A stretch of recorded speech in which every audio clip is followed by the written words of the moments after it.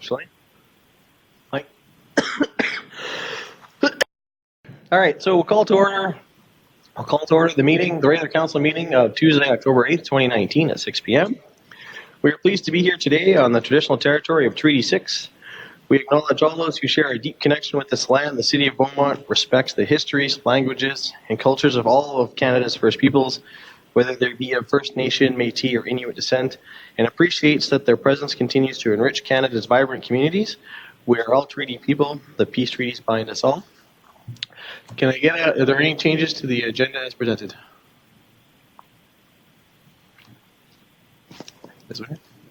Thank you, Worship. Through you to members of council and the public, administration has no changes to the agenda this evening. Thank you. Can I get a motion to adopt the agenda as presented? Councillor Hendricks? So move, Your Worship. Discussion on the motion? All in favor? That carries unanimously. And just before we get going, we do have 3 proclamations this evening that I'd like to make. The first one tonight is the Registered Veterinary Technologist Month of October 2019.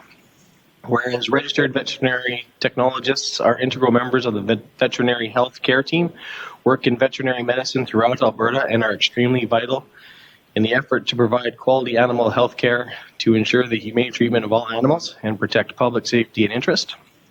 And whereas there are 4 college programs in Alberta accredited by the Canadian Veterinary Medical Association, providing intensive study of the skills and knowledge to work competently as a registered veterinary technologist, including anatomy, physiology, microbiology, clinical techniques, pharmacology, and anesthesiology, surgical and veterinary nursing, radiology, and clinical pathology training.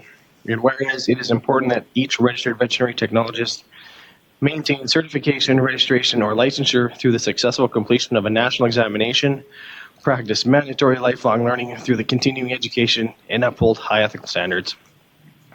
And whereas registered veterinary technologists will be joining their colleagues across Canada to urge all to become aware of the important contribution of registered veterinary technologists to the health and well-being of all animals, public safety, and biosecurity. Now, therefore, I, Mayor John Stewart, do hereby proclaim the month of October 2019 is Registered Veterinary Technologist Month in the City of Beaumont, dated this first day of August 2019. Excuse me, sorry.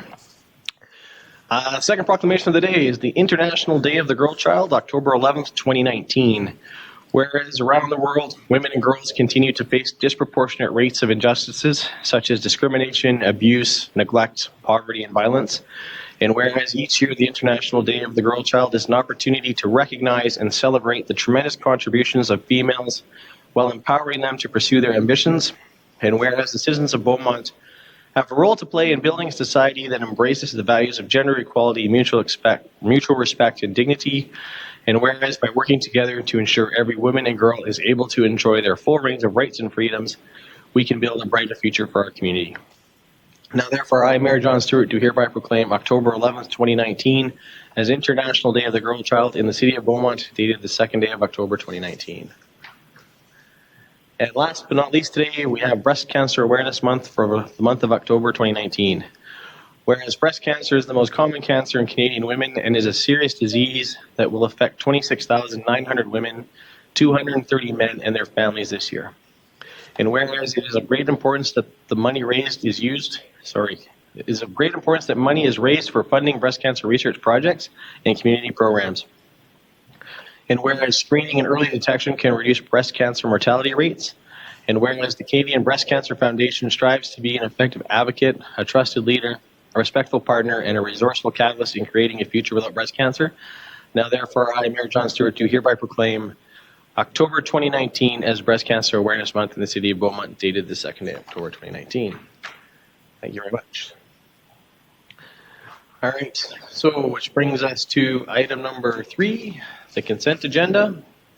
I move that council consent to approve the following agenda items without debate. Item 5A, regular council meeting minutes of September 24, 2019. Item 5B, special committee of the whole meeting October 2nd, 2019 minutes. And item 10A, Councillor Stout's report. Discussion on the motion. All right, seeing none. All in favor? That carries unanimously. There are no items on the open forum this evening. There are no public hearings. Which brings us to registered presentations, item 7A. Pleased tonight to welcome into council chambers the Beaumont and District Heritage Society. Please.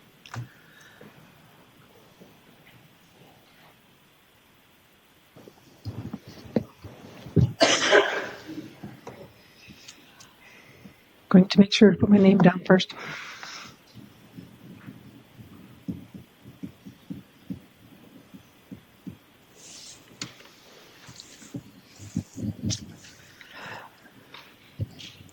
Good evening, Your Worship, members of council. In your agenda package, you received a letter giving a general outline of the process, the progress that has taken place at the house, the Heritage House, since we moved it last year. And I've also given you a copy of information on our general budgeting for the project. And you've also received a copy of this particular flyer. We have 4 different levels of sponsorship for the project, and this is our most basic one, the Pioneer level. We're actively involved in fundraising again for a new $100,000 to complete the project. A number of donation requests, suggestions have been mailed out to members of the Chamber of Commerce of Beaumont. That's just to start with. There are a lot more businesses than that, but we've got those sent out and applications are being made. And a variety of other ways we're trying to use our Facebook page and things like that to encourage people to make donations because we need to raise the $100,000 to finish the project. We have a lot of people over the years as they were waiting for the house to be moved who were anxious for when the house would be ready, and they're still anxious for that. But the thing that could hold us up is the fundraising. So we're doing everything that we can. So I think I've included a copy of the letter that we mailed out to the members of the Chamber of Commerce. And so if there's any ideas or suggestions that you can make on other places that we could approach. We've approached the county twice, back in 2012 and also last year, about the time of the groundbreaking of the new work to happen at the pool. And we haven't been successful with the county yet, but we're looking to make a second effort with the Edmonton Community Foundation. They were very interested in our request last time, but it wasn't quite up to what they were looking for. They especially like the fact that the Heritage House is a community facility, and they really like the family history idea. And so we're going to try to, and also that it's handicap accessible. We will be having an elevator on there. So those are some of the things that are drawing interest. One of the major things that we're going to try to do to raise funding is we have a Heritage DVD that should be coming out soon. I just received a copy of the audio files. It took us 7 years to work on the script while we were waiting for the house to move, so it's timely, I guess. And we've been busy getting it recorded at a professional style studio here in Beaumont. And it sounds awesome. We've got the voices of many people from the community and descendants of some of the early settlers. And it's going to be really exciting. So now we're working on lining it up with a videographer. We have over 500 photographs that will go with it, so it'll be a documentary. And it looks like it's going to be a perfect fit for the city celebration next year of 125 years. So we're going to be selling it for $25 each. If we sold 4,000, that would be the 100,000 we need. Now, we know it's not going to be that fast, but this will be a fundraiser for the Heritage Society forever. And hopefully the city will see it as something that you really want to use to help promote Beaumont, because it's really awesome. Like, I've been involved in the project, so that's all that I wanted to share at this time. We thought we'd just let council have any questions that you have for us.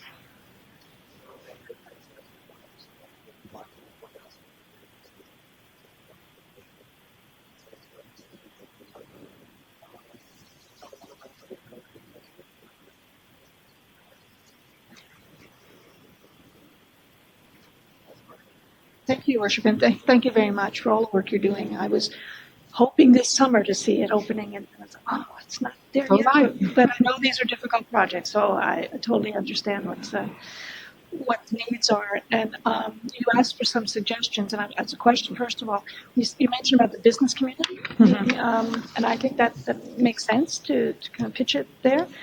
Knowing a lot of them myself, I'm thinking that's a very reasonable request, and wondering if you are, you or anyone from your committee or your group could come and speak to some of the groups, like the chamber. Have you already been there? Have you asked before? I have made a couple of email requests to the chamber, the email that I discovered, and I had a response like a few months back, but then I've tried again and to get something to happen, but it hasn't happened. So that was why I decided I'm going to mail them this information. And maybe council can as well put in a good word for some of those organizations Absolutely. where there's many groups together, and you come Absolutely. and talk about this, and then that would help. We also do visit with community groups, so I don't think the information I shared with you tells you this. No, maybe it will. It should, about the rooms, the different sponsors that we have. So we did receive money from the Lions Club, and we did receive money from the Beaumont Columbus Association. Recently, I've been told that we should ask the Club Beaumont. I thought, was that the same thing as that? No, it isn't the same thing. So I'm trying to line it up with Club Beaumont. And I believe they meet at the Senior Center. I met with the Kinsman Club that did not exist in 2012. They started in 2014. So I visited with them last Thursday. I had 10 minutes to speak and 5 minutes for questions, and we took twice that amount of time, and they could see that how animated this project can really be and exciting. So I'm hoping to hear back from them. Someone has suggested that I should approach the Columbus Association a second time and ask them for more money. So I told them, okay, I will do that. So any group that raises funds anywhere, anyhow. I've even written letters to 3 foundations, 2 in Quebec and 1 in Ontario, that the library here has a program where you can look, and they have where community groups can look for sponsorship and things. And so I put in the parameters. It came up with some suggestions. I went through them, and I found 3 from down east. I wrote them letters asking them, hey, if you're interested. So one other that you didn't mention yet was empowering women entrepreneurs, and I think they'd be interested in hearing from you. So yes, I need contact we'll add information you for to that. our list of people that invite to come speak to us. Absolutely, and also we would encourage members of council to consider donating as well. I mean, if every family in Beaumont donated $100, we'd be set, and that won't happen. We understand that, but there seems to be a lot of interest in our Facebook group. I don't know how many of you may be on it, but I've been making a point of posting photographs of our project, the progress. And I've been told by one of our board members that it's actually improved some of the discussion on Beaumont Talks. That's a site I will not go on. And so she said that it has improved the conversation there about the dirt pile, knowing what's happening. Like, I would post pictures, and it's funny because before we used to have 60, 70 people would look at it. They keep sharing it and sharing it. It hits over 3,000 views, and so it's working. It's working, keeping people up to date. But even though they really want this ready now, there's always the financial component. So, and Harry works wonders, you know. Like, the fact of the matter is, it's very difficult to move ahead unless the money is lined up in terms of what you have. You start something and you fall short, now you're in a problem. And we're not in the kind of position where we go to the bank and get letters of credit and all that. You know, No, we don't want to do that. in society. So that's been part of when you started, in terms of got to have the money to finish that component of it. So it's going to be working incremental over the winter time in terms of some of the things that we can do with the money that we have now. But to say it's going to be totally done, we've got to raise some serious money.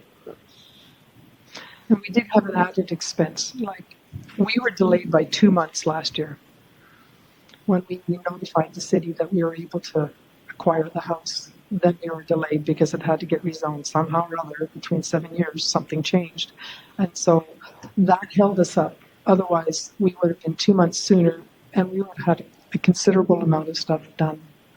before winter hit. And then the weather this year didn't help. You would have been somewhat stymied from Yeah. funds anyway going into it. So Yeah. we're going at the pace that we can do it. It's not going to hurt the society. No. Everybody wants this. Yeah, no, we appreciate that, and council's supportive. So we revisit your line item again at budget time here, and Yeah. We'll go from there. Appreciate it.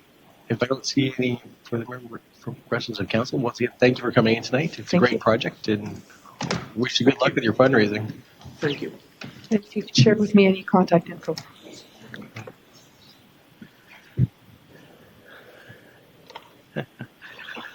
This brings us to item 7B. It's my pleasure to welcome into the chambers tonight the Beaumont Bears and Bandits football program to give us an update on their activities and a proposal. If I could just get you to come down and introduce yourselves and speak, that'd be great. And please don't forget to sign into the paper. Well, that's Beaumont Campus High School. Is that teacher and football coach? Please meet you. Todd Carwell, Bears Minor Football Association, Vice President and Coach. Dan McKinnon, Beaumont citizen and consultant and volunteer to the football program. Awesome. Welcome to the chambers, gentlemen. Council has read your presentation, so yeah, we're waiting with bated breath to hear what you got. Well, first of all, we'd like to thank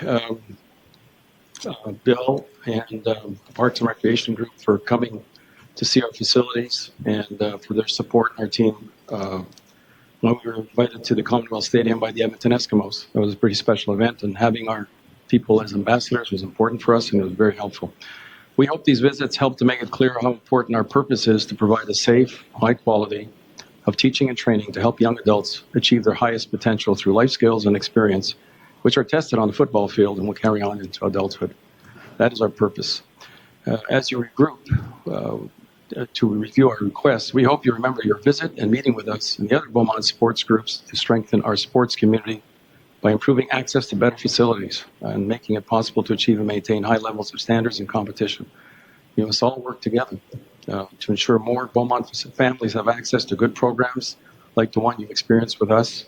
And great sports facilities help children, young adults, and families prosper. Children in good sports programs learn, develop, and improve their social skills much faster than the normal children of today. Solid sports programs help our community stay competitive and visible amongst other communities.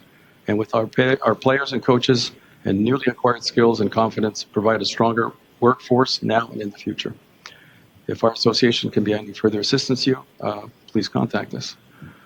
We've done a lot of research. My experience, if you've read the proposal, is this would be my fourth football facility in my career. I've worked at the community level. I've been fortunate to work at the university level and at the pro level. So I've had a little bit of experience with the different municipalities and governments. When we did the Commonwealth Stadium facility, we were fortunate enough to be able to do a full retrofit of the facility whereby we put in a new field house, new locker rooms, new assemblies. And because of that background, we were able to take that information, that data, and bring it to fruition here in Beaumont and hopefully help you in your research in determining how you want to go forward with that proposal. There was also a very nice research and consultant work done in 2003 for something similar to that. So obviously there has been some interest in the past. We're just trying to bring it forward again, whereby we can do something here in Beaumont to help our younger adults play. All our home games are played out of town. We don't get to play any games here. Until I got here, and I've only been here 11 years, and involved in the program for 2 years, this gentleman here, on his own, has been cutting the grass, putting on the lines at the field, and trying to maintain it, get some dirt, whatever, to infill the areas. The earth in that facility is not safe. If we're to have an issue, who bears the burden of the liability? Because the ground is hard. There's no surface water management, no drainage, and you can't play your must games in those conditions. So that's the purpose of why we came here today, to approach you folks and appeal to see if we can get something of this nature. I also have a supplemental information here on field surfaces, because I've had the pleasure of working with, in my early days as a player, with AstroTurf. all the way up to the current solutions we have now. I've done a lot of research that will hopefully enable your management team or your purchasing department to determine what the best solution is. I have no benefit in this, no gain in this. I'm only providing something that hopefully will improve our city. And I like what this council proposed when we came to election time. They want to do it right the first time, and I support that, and that's what I'm here to do, is try and help you with that. No, we do appreciate that, and it was quite a comprehensive proposal about a turf field and the advantages thereof that was provided to us in the package. In fact, Council just recently had a very robust discussion when we were discussing our sports and recreation master plan about this very facility. And so it's nice to see that there's actually some interest from community groups in seeing this get done and whatnot. We do know that we're not going to be able to meet all the needs of everybody in the community, and one of the questions I have for you tonight is, are you willing to partner with us in trying to get this facility done? When you say partner, can you be more specific as to what that means? Well, there's certain grants out there that are accessible by community groups that are not accessible by municipalities. So basically raising the funds, helping raise funds through either grants that are available, private business, and yeah, working with us to execute the project in its entirety. I think we can say yes to that. Here are some of the things that the answer is yes, and some of the things that can add to the benefit of that is the field surface that we've proposed, and the benchmark of the facility would be a world-class level surface, of which we've been in contact with the Commonwealth Games people and some of the other universities and some of the pro teams I've been associated with in the past, that they would use that surface because of the status it would bring and the level of playing field it would have for practice. Not the whole games or anything like that, but we're 15 minutes from the airport. You get the under-19, the under-20 World Cup people coming in here, the Commonwealth Games, the women soccer programs. They'll be more than happy to come here rather than go all the way downtown, face the traffic, go through logistics for a practice. Definitely play their games at Commonwealth. So those are the kind of things that would attract those people to us. And there are also, with the government of Alberta, I'm going to believe, grants to support some of that. So if it's something we can apply to that you're not allowed to apply to, we most definitely would support you in that area. And we would appreciate that. I won't dominate the conversation because I could get going on facilities like this all night because they're great for the community. There are other members of council wishing to address. Councillor Ron. Thanks for coming in and the presentation today.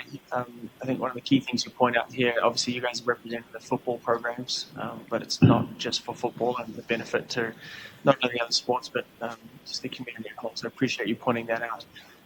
You did provide a detailed report, but I'd be remiss if I didn't ask you to speak to the different types of field surfaces, because I think you've seen several communities along the way make the mistake of just choosing the cheapest option. So I wonder if you could just provide a bit of colour around that and why, obviously you're recommending a certain level of quality of field and just what the impact that could mean to us. So if you could just provide a bit of colour around that, it would be appreciated. Sure, absolutely, my pleasure.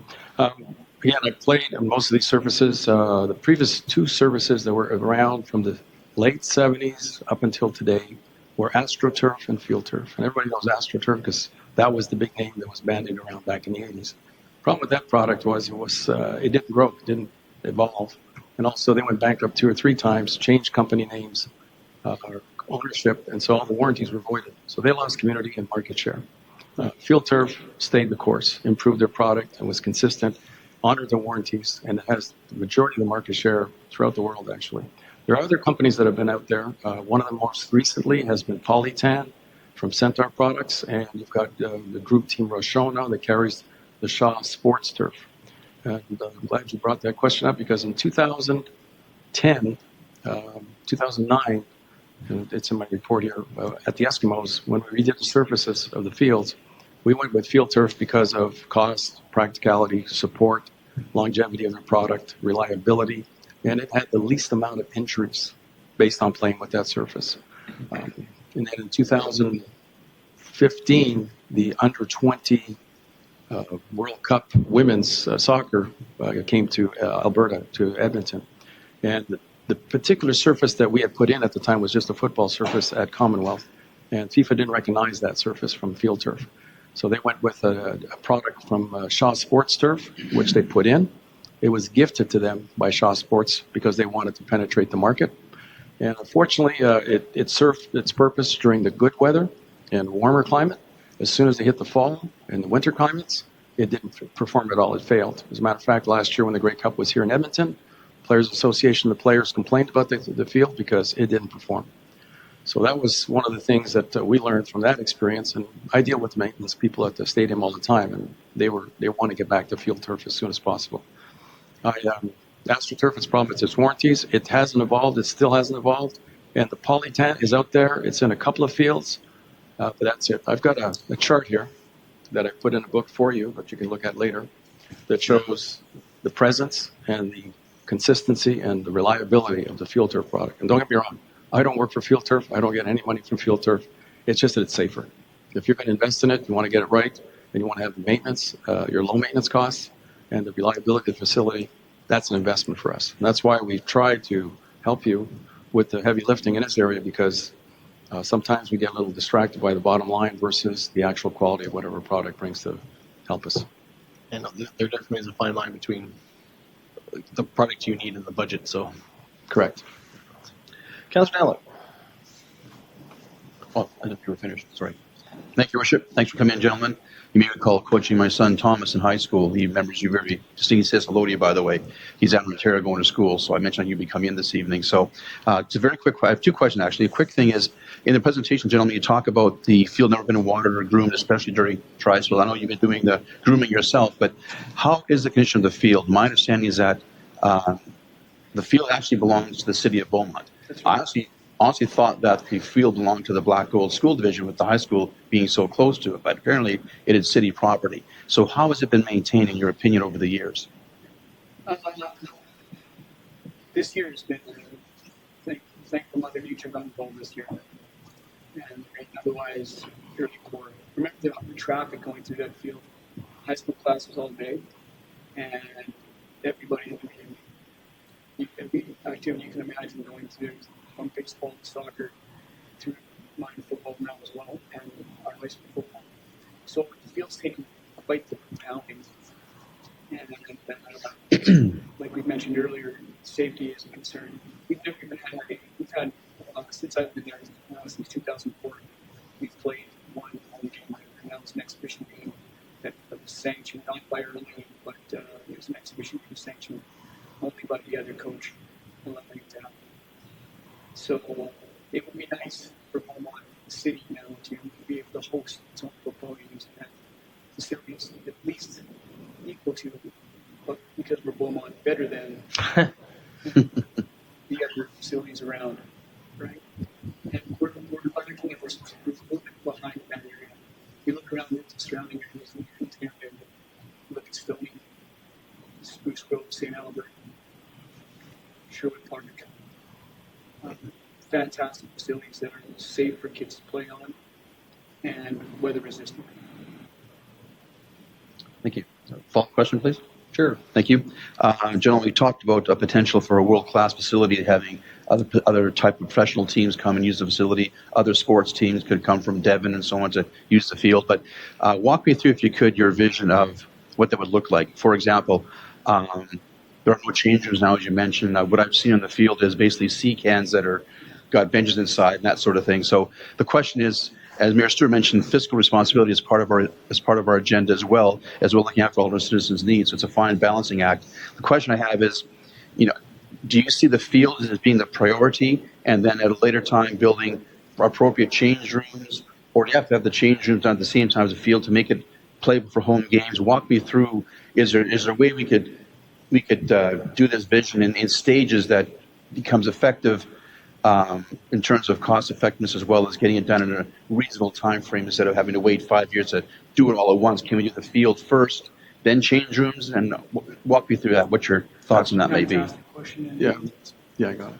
So absolutely, it's a huge undertaking to do it immediately all together at once, and we understand that.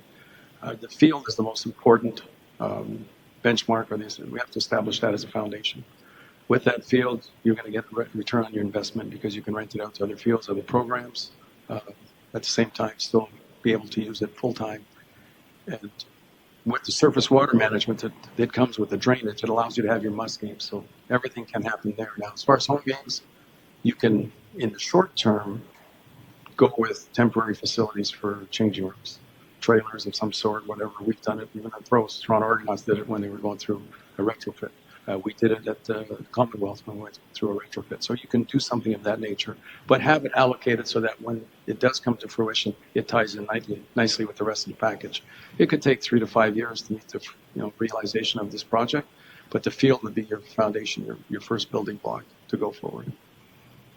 And if you are able to fit into that program a bubble like the U of A has done, like we did at the U of O and then Carleton, that's a full-time facility now, so all your other programs can benefit from it. So your dryland training for hockey, your soccer, your rugby, your track and field, you can have events indoors in the wintertime. I mean, there's different ways to recoup money and still amortize it on a shorter time frame rather than the long term. Fair enough. Thanks. Councillor Gosway. Thanks, and I'm surprised the question hasn't come up earlier, and maybe it's not fair to ask the question, so feel free not to answer it. Obviously, the cost is an important piece for us to consider here, and we, as the City of Beaumont, are going to go away and do our own analysis of that. But just in your experience, something like this, roughly, and we're not going to hold you to anything like that. It's just trying to get an understanding of a ballpark. Of what you think, given the field quality that you would be recommending. What are your thoughts around that? So the only unknown to determine whether or not the costs are realistic is the quality of the ground, the soil we're dealing with. Is it repurposed fill? Is it good soil? Do we have a good subbase? I mean, that's something we don't know. So that's always the one that gets you in trouble. Once you get out of the ground, you're rolling. And that's the biggest challenge we have. So based on assuming we have good soil and we have good stabilized under subbase for that facility, the total project, based on what we've proposed, would cost you maybe $12.1 million. All in. The field itself, with 6-track lane all around it, security fence, aluminum stands, just enough to be able to have some people watch a game or watch a practice, or parents, you're probably looking at $2.1 million, and maybe another $300,000 for lights around the field. And then the rest, depending on the size of the building that you want to put in there with changing rooms, if you want to have the bare minimum, or if you want to have the proper facility that allows you to rent out those rooms when they're not being used for meeting rooms, etc., to realize revenue, that's what gets you into that $12.1 million. But the biggest hit is going to be, on the short term, is your field, and you need to have proper drainage. That's the biggest challenge. And the lights, we need power for the lights. But we, in chatting with your team, the Recs and Parks people, they feel that the transformer is able to handle the secondary power for the lights there. Yeah. Okay, thank you. Councillor Dunlop, final question. Thank you, Your Worship. I will put you on the spot for a moment, if you don't mind, as a follow-up to Councillor Markov-Swain's question. So, assuming the $2 million number was doable from all kinds of perspective, the ground sub-base is fine, all that. What's the longevity of that field? Is that going to be a field that's going to last us 10 years, 25 years? Like we talked about our rec center, we want to make sure we're building a 25 to 30-year facility, and we believe we are doing that, doing it right the first time. That number of 2 million ballpark, is that going to be a top-notch field that's going to last us 20, 25 years, or are you anticipating lesser longevity than that? No, I can give you actual results. So in 1986, I put the new field in St. Bruno. They replaced it in 2000. They upgraded it in 2000 because there was another product that came in, but it was a field turf surface. We did the same thing in St. Leonard in 1993. It's still going. And they have a lot of groups in there. That's in Montreal. At the Commonwealth Stadium, we put in the first field turf field at Clark Stadium in 2010. It's still going strong and servicing the playoffs and high school championships and junior league. And these fields are made for 20, 25 years, the good fields. But you have to maintain them. You buy the equipment, you fluff them, you wash them every year, and you manage it so that you know who's on there. You're not going to go start throwing discus and javelins on those fields. It still works for your track and field component. You just build it on the outside of the perimeter. But if you buy that kind of field, you're going to get 20 to 25 years of longevity if it's maintained. Great. Seeing no further questions, I really do appreciate you coming in tonight. It's a very timely discussion as we head into budget. So, once again, thank you for your time. And it looks like a really great project. So, yeah, thanks, sir. We've left this for your team here, so Feel free to use it. Appreciate it. Thank you. Thank you. Thank you very much.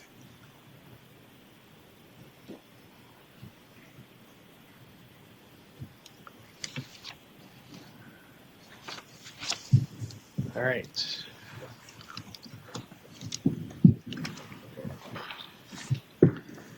All right, we have one bylaw for review tonight, item 9A, bylaw 964-19, Community Events Committee for first, second, and third reading.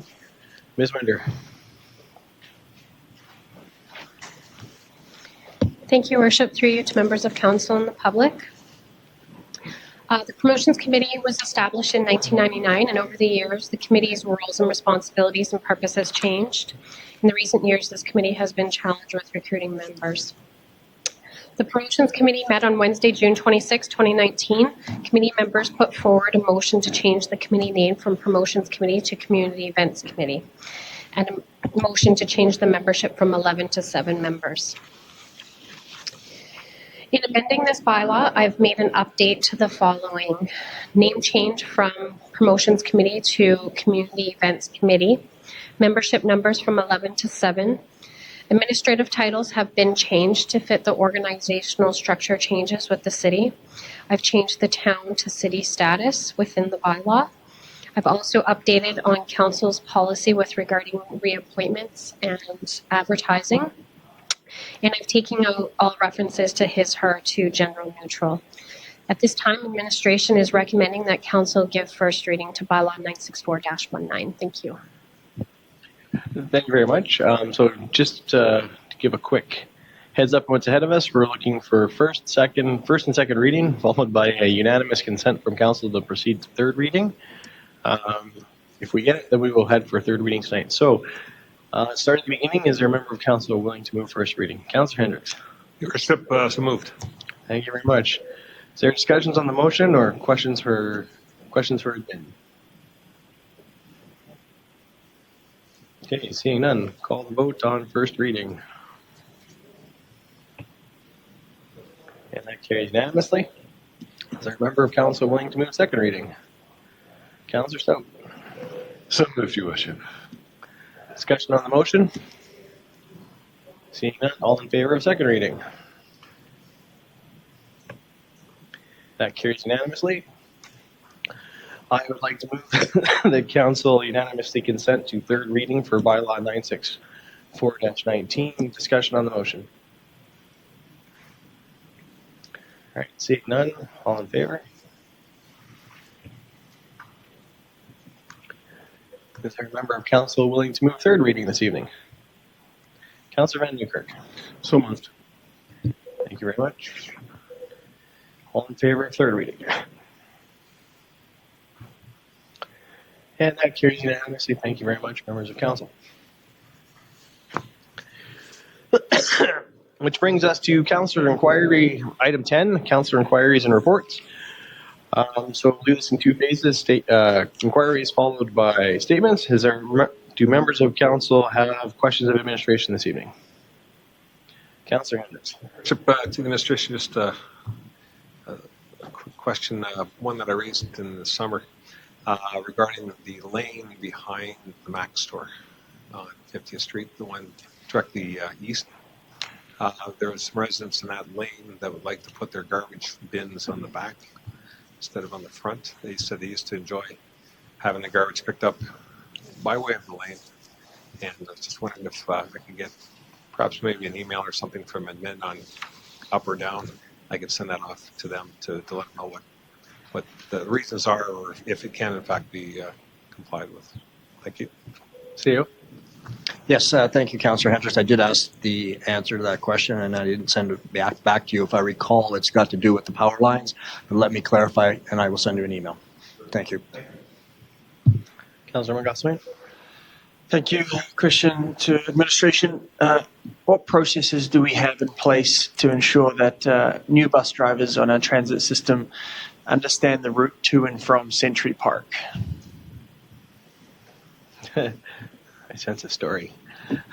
Yes, thank you, Councillor Monkoff-Swain, through your worship.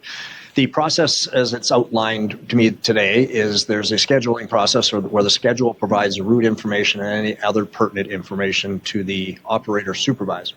The operator supervisor then attaches information to what they call a running board. The running boards are picked up every shift by the operator, and then they're returned at the end of the route. So it explains the route, the timings, and which way to go for that operator. We do have a direct link to that scheduler, so what we would ask is, and I know you were leading to some issues that you're having, is if it would be very helpful if people could go on to the service portal and give us a time and a date and a bus number if they were having some problems, and then we can reach out directly to the scheduler and say, hey, this occurred. Follow Follow-up, yeah.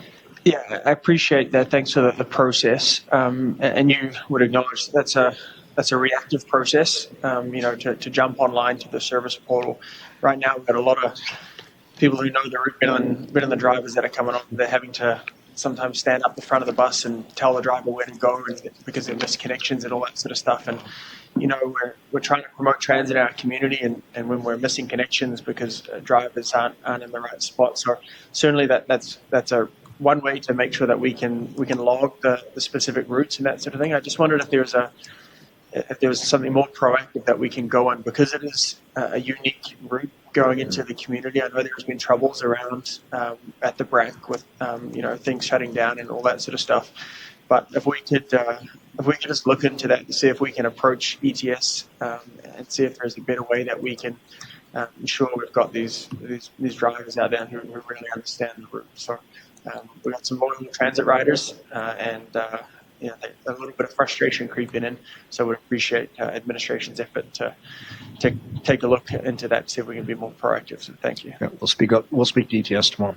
Thank you. Councillor Newkirk. Thank you. Question to admin. I had asked previously about the final.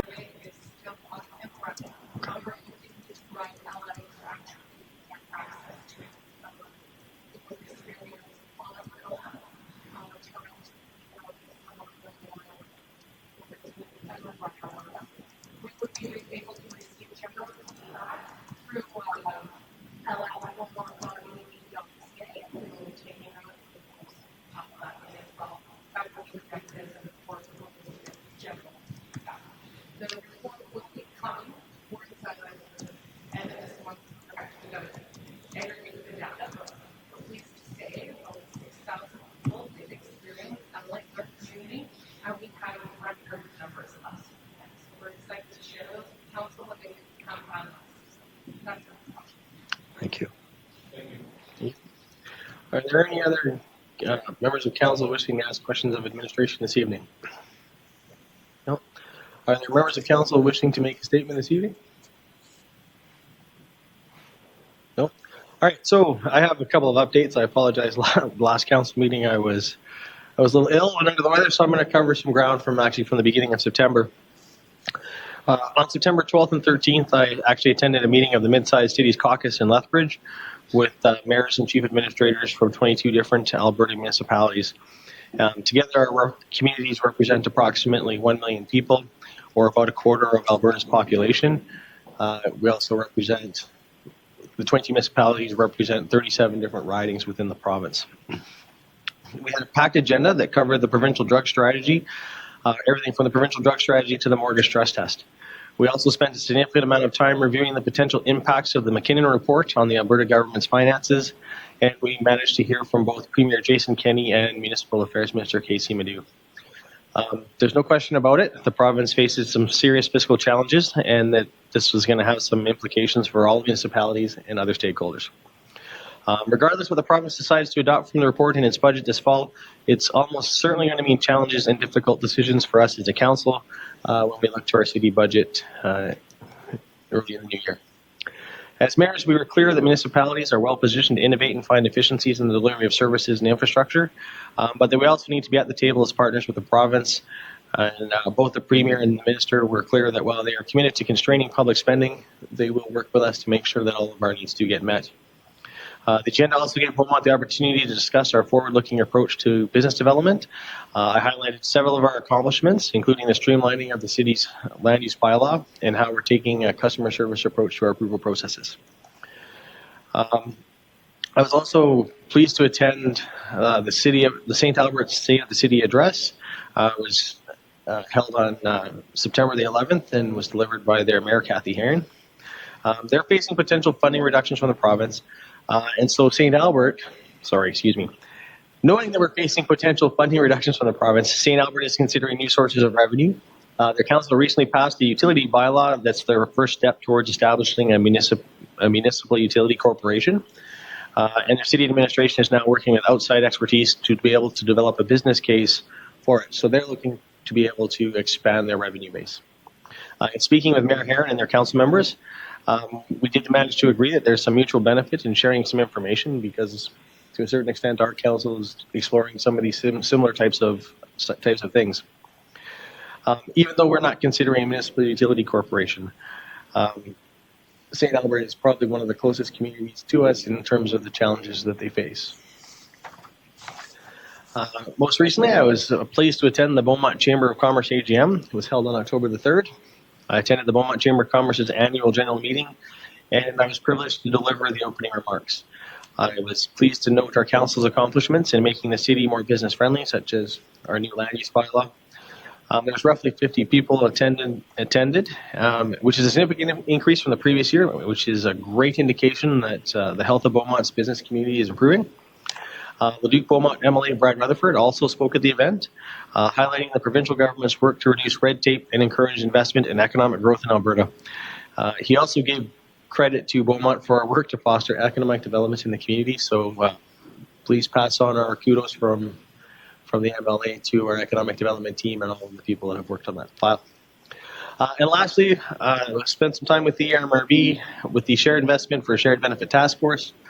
The Shared Investment for Shared Benefit Task Force had a workshop on Friday, October the 4th. It was kind of interesting because we each got to present our challenges and our opportunities for our municipalities to help inform the future of the project. So basically, we all filled out a questionnaire, which once they're all aggregated, I'd be happy to forward those on to you. There's actually some quite interesting reading. And we'll go from there. Are there questions from members of council for me this evening?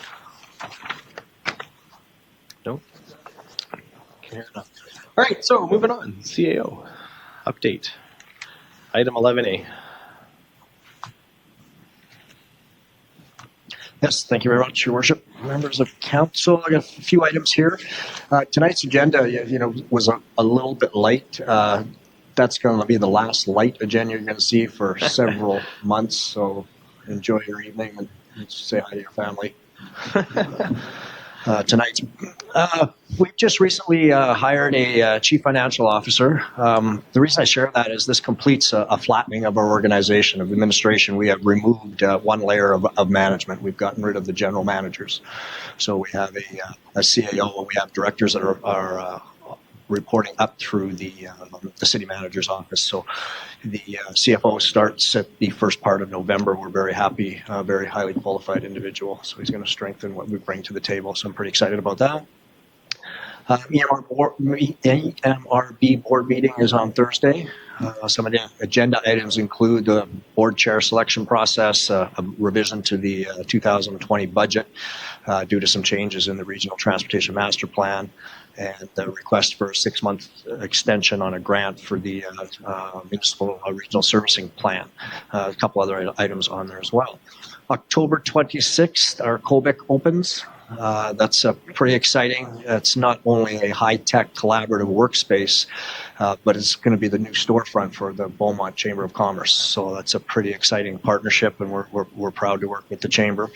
A number of the offices and the portable spaces have been rented already, so that's looking good. So it's October 26th. For those of you who don't know, this is Fire Prevention Week, October 6th to the 12th. There's a number of activities going on out in the community. There's a fire hall open house this Saturday from 11 a.m. to 2 p.m. So there's activities for the whole family. Everybody loves those, especially the kids. I do too, because I got shiny things there. Another activity, and this started out last year and it was received extremely well, is the fire hall is working with local businesses and accompanying them on some food deliveries, some pizza deliveries. So what they say is if we show up, they'll test the smoke detectors in the house, and if all of them work, they will give you up to $30 free towards your dinner. We had some fun with this at the directors meeting this week. We just imagine ordering a pizza and then comes the fire department. But we got extremely well used last year. On the first night, the firefighters visited 4 houses and they gave 2 free orders of pizza. They will also check your, they have a number of smoke detectors, and if yours are expired, even the permanent ones, the wired ones are typically got a 10-year lifespan on them, they will give you new ones. So I urge people to take advantage of that. A number of the pizza places in the city are taking part of that. Mayor's Prayer Breakfast is November 6th. Councillor Moncton-Swain, I'm saying all of this so I can get the right time, but I see I just went over some darn. Mayor's Breakfast is November 6th. We got a great panel of high-tech innovators that will be part of the process. Ryan Jesperson will be our MC as well, and that'll be a pretty cool event, so stay tuned for more information. A little update on our RCMP, the staffing at our detachment. We've just recently, a month ago, filled one of the corporal positions, and tomorrow corporal number 2 starts. This is the first time we've had both corporals staffed up since Staff Sergeant Egan got here, so that's really good news. We had a drug enforcement officer started about a month ago, so we are at full strength, and more news to come as Sergeant Egan comes to present to council in a couple of weeks. And I think that's all I had for now, so thank you very much. Thank you very much. I do notice that there is the quarterly update for Q3. I assume council has read it. Do members of council have any questions on just the quarterly update? Councillor Hendricks. Just a question on scheduling for the Beaumont Sports and Recreational Center Phase 2 construction and the progress tour for council, if that could be Googled, Doodle-pooled, however it's done. Yes, we're in the process of arranging that. We also will have the architect and project managers in front of council next Tuesday. Thank you. Okay. Seeing no further questions, that's pretty much a wrap on the meeting this evening, as there are no items of correspondence. Do members of council have notices of motion they wish to make this evening? All right, seeing none, there are no closed session agenda items, which means we are adjourned. Thank you very much this evening. And as the CAO said,